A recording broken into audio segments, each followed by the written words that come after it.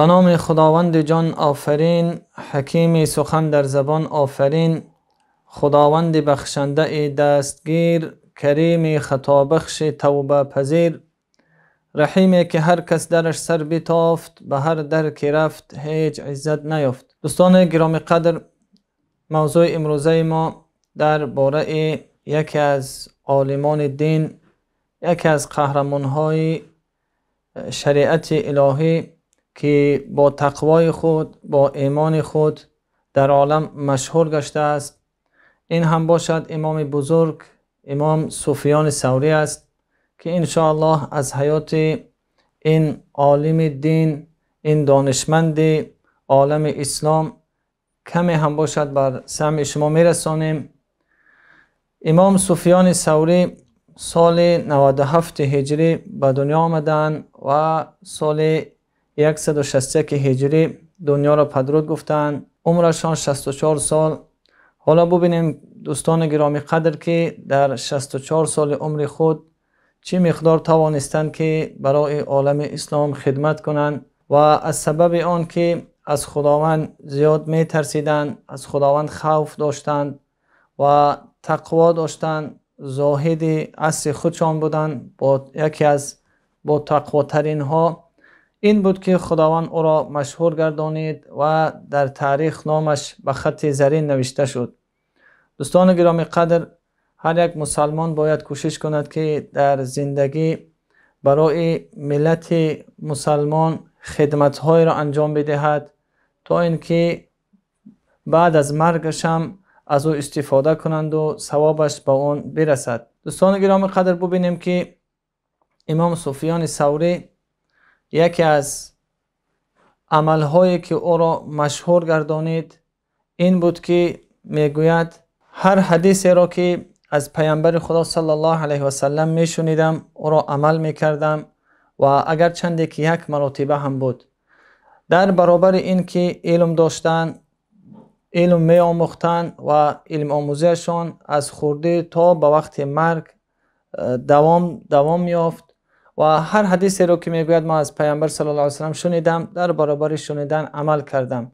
دوستان گرامی، مقصد از علم هم، مقصد از آموختن علم هم عمل هست و از اخلاص و صمیمیت این امام بزرگ بود که در تاریخ نامش تا به زمان ما آمده رسید. این امام جلیل یکین که با اخلاص و صمیمیتشان در عالم مشهور گشتند، دیگر از سببهای مشهور گشتنشان مادرشان بود. این مادر صالحه که هر صبح پیش از نماز بامداد او را از جای خود بلند میکردند و روانشان میکردند به مسجد تا اینکه تعلیم دین را آنجا بیاموزند.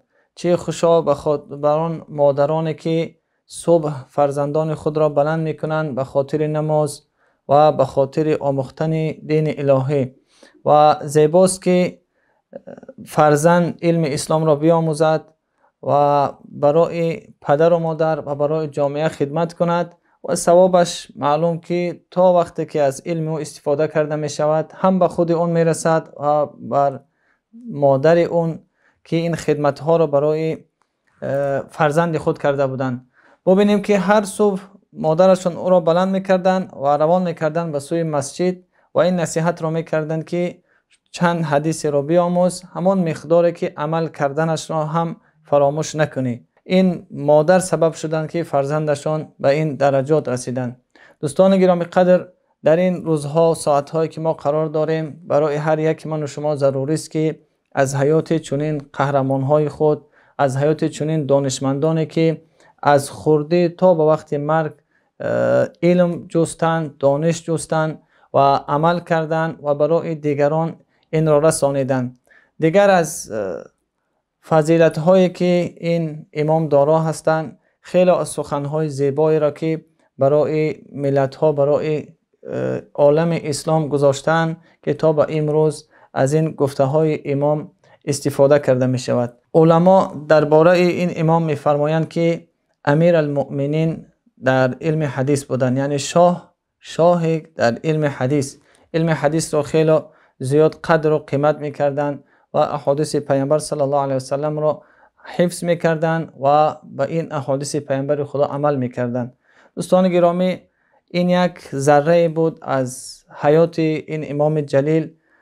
این را میخواستم بگویم که باید به فرزندان خود از حیات چنین نفران باید بخوانیم و به آنها بیاموزیم، تا اینکه در زندگی نه پیروی کسانی که اون را نمیشناسند و پیروی کسانی که در شبکه‌های اجتماعی بیرون شده اند و از هویت اونها معلوم نیست و انسانها را از اخلاق و سوی بدی میبرند، اخلاقهای اونها را کاسته میکنند، از ادب دور ساختند.